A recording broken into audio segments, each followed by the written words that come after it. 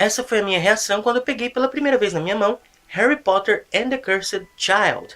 O script, o roteiro da peça de teatro, é baseado na obra original da J.K. Rowling e escrito pelo Jack Thorne e dirigida a peça pelo John Tiffany, que está em cartaz lá em Londres. E como nós somos pobres e não podemos ir para Londres, vamos ler o roteiro e vamos falar um pouquinho sobre Harry Potter. Olá, leitores, tudo bem com vocês? Bem, quando o mundo Potterhead soube de Harry Potter and the Cursed Child, foi uma coisa excelente, né? J.K. Rowling vai lançar uma oitava história de Harry Potter, Aí veio a notícia que a peça de teatro ia ser só em Londres, tal, aquela coisa toda, já deu uma tristeza, né? Mas, como a tia J.K. ama os fãs, ela falou que é o seguinte, não, a gente vai lançar o roteiro da peça em formato de livro para que vocês também se interem um pouquinho sobre Cursed Child. E dia 31 de julho de 2016, essa belezura aqui foi lançada, ok? É uma sensação muito nostálgica esperar por um lançamento de Harry Potter, a empolgação, a ansiedade, a discussão na internet sobre supostos spoilers, sobre coisas assim. Harry Potter é Harry Potter, né, gente? Então, essa sensação pra mim foi muito gostosa, apesar de eu morar numa cidade pequena, numa cidade que não tem um zoom, não teve um lançamento tipo especial pra Harry Potter. Eu acompanhei muita coisa na internet e, meu, é muito amor esse sentimento, muito amor essa sensação. Eu lembro de quando eu ficava horas esperando pra conseguir colocar as minhas mãos num livro novo do Harry Potter, pra assistir um filme novo, ir pra fila de cinema, sei lá, 2, 3 horas antes de começar da estreia do filme, isso em todos os filmes, e conhecer gente nova também que gostava de Harry Potter, conversar sobre esse universo, enfim, é a sensação que Harry Potter te dá, é uma coisa maravilhosa, ele te conecta às pessoas. Então, meu, eu tava muito ansioso pra esse livro aqui, ele chegou uma semana depois aqui nas livrarias da minha cidade, na livraria que eu comprei. E na verdade a gente não teve opção de escolha, né? Veio a edição americana da Scholastic, que eu achei bem mais bonita que a inglesa, tá? Nós temos aqui na frente Harry Potter and the Cursed Child, Parts 1 and 2, em alto relevo, ok? Aqui nós temos o ninho e as asas do Augury, também em alto relevo. E aqui embaixo temos uma coisa seguinte. Based on a new story, based on an original story, aqui, ó.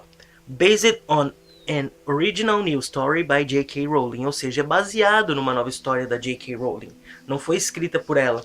Então eu vejo muita gente falando, parece uma fanfic. Realmente, porque ela foi uma fiction escrita por um fã de Harry Potter, não foi a J.K. Rowling que escreveu. Quem escreveu foi esse carinha aqui, o Jack Thorne. E a peça é dirigida pelo John Tiffany. E galera, assim ó, tem tudo em alto relevo aqui na capa, maravilhoso. Contra a capa nós temos The Eighth Story 19 Years Later, a oitava história 19 anos depois. E essa é a jacket do livro. Aqui ainda, nas laterais, aqui nas abas da jacket, nós temos um pequeno resumo da história, que é normal em todos os livros. E aqui nós temos uma foto da J.K. Rowling, do Jack Thorne e do John Tiffany. E galera, é isso. O livro, ele segue todas as edições da Scholastic, do Harry Potter, ou seja, a lombada aqui e tal, e é tudo em alto relevo na lombada também, de uma cor em tecido, a capa dura de outra cor, geralmente preta. Por dentro, o livro é assim, ele tem essa contracapa, essa folha de rosto, na verdade, marrom. E o livro, ele é dividido em duas partes e cada parte tem 2 atos. E como eu esqueci de falar isso antes, na verdade, Harry Potter and the Cursed Child, mas todo mundo já sabe, embora eu tenha esquecido de falar, ele é um script, ele é um roteiro, ele é uma peça de teatro, então nós não temos uma narrativa tipo complexa. A gente tem simplesmente aqui o ato e a cena, tipo Act 1, Scene 1. Nós temos a localização, aqui no caso King's Cross, e nós temos a ação que está acontecendo. Ó, por exemplo, uma corrida e lotada estação, cheia de pessoas tentando ir a algum lugar. Entre essas pessoas duas grandes gaiolas passam no topo de dois grandes carrinhos e tal. Então não tem uma narração descritiva. Nós temos simplesmente aqui o que está acontecendo e depois nós temos aqui o nome dos personagens e a fala deles. Para mim, não foi nem um pouquinho complicada a leitura disso, porque eu tô acostumado a ler peças de teatro, eu adoro ler Shakespeare, então, tipo, pra mim foi fácil. A diagramação do livro tá muito boa, o espaçamento tá muito grande, então você lê esse livro super rápido. E, meu, é aquela coisa que é Harry Potter. É Harry Potter, não tem como você não amar pelo fato de ser Harry Potter. Agora, eu vou falar um pouquinho pra vocês sobre a história e sobre a minha opinião do roteiro em si, sem dar nenhum spoiler. Eu só vou dizer o mote principal da história, o plot principal. E depois disso eu vou dar alguns spoilers, falar sobre algumas coisas que eu gostei, que eu não gostei e tudo mais, ok? Mas não se preocupem que na hora que eu for dar os spoilers, eu vou avisar, você para o vídeo por aqui porque é spoiler e tal. E agora vamos spoiler free total. Harry Potter and the Cursed Child começa exatamente onde Deathly Hallows parou. 19 anos depois da Batalha de Hogwarts, o Harry e a Ginny indo levar os filhos para a estação King's Cross, na plataforma 9 3/4. E o que acontece? Chegando lá, o Harry tem uma conversa com Albus Severus, que tem medo de ir pra Sonserina e tal, e aquela coisa toda. A gente percebe aqui que o Albus e o Harry eles têm uma relação meio conturbada, mas enfim, a gente vai percebendo isso com o passar do livro também, mas na estação já fica meio evidente isso. E o que acontece? O Albus Severus embarca no Expresso de Hogwarts e ali ele acaba conhecendo o Scorpius Malfoy, o filho do Draco Malfoy. E aí, galera, o chip já começa, já é um chip tipo que fica fixo, é um chip que vai se fortalecendo o livro inteiro, que é uma coisa maravilhosa. Mas enfim, ele conhece o Scorpius Malfoy e os dois fazem ali, desenvolvem uma grande amizade, e o chip. E assim, eles chegam em Hogwarts e os dois são meio que renegados pelos alunos. O Scorpio por um boato que existe, por um rumor que existe sobre ele, que leia o livro para saber. E o Harry pelo fato de ser um Potter, ele tem que carregar aquele background todo do Harry Potter, aquele passado, ele tem essa pressão. E tem uma outra coisa que acontece logo que ele chega em Hogwarts que tipo faz com que as pessoas meio que olhem atravessado para ele também. E ali os dois ficam sendo apoio, sendo uma fortaleza um para o outro nos anos que vão passando, tal. E o que acontece? Antes de começar o quarto ano, o Harry descobre que um vira-tempo sobreviveu à batalha lá do Ministério da Magia e que tá com um bruxo e tal, e ele recupera esse vira-tempo.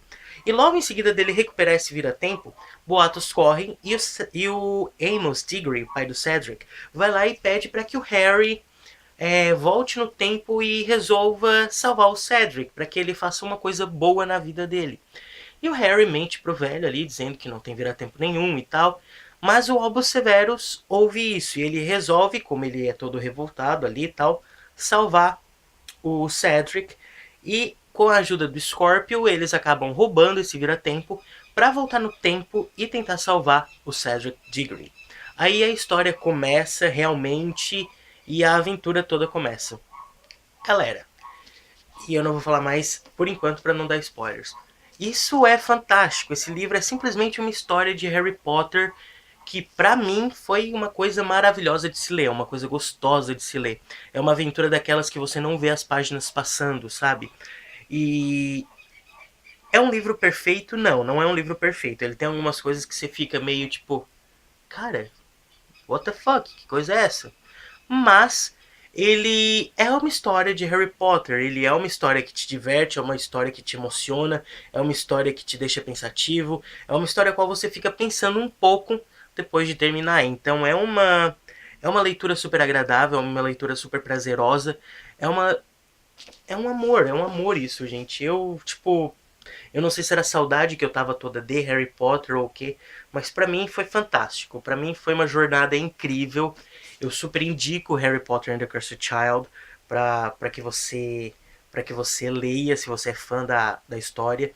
e para que você veja realmente como os nossos personagens preferidos e favoritos estão na vida de adulto, sabe? É muito bacana acompanhar isso. Você acompanha aqueles personagens desde a infância até a vida adulta, até a adolescência ali, até a Batalha de Hogwarts, e você saber o que está acontecendo com eles depois é incrível. Você saber o que o Harry tá fazendo, as preocupações de adulto do Harry, as preocupações de adulto com a Gina, com a família, as preocupações de adulto da Hermione, as responsabilidades da Hermione adulta, o Rony adulto. Eu confesso que o Rony aqui ele ficou um pouco, na minha opinião, de lado, assim, ele simplesmente foi um alívio cômico, eu não gostei disso, porque apesar de não gostar do Rony, ele era bem importante nos livros.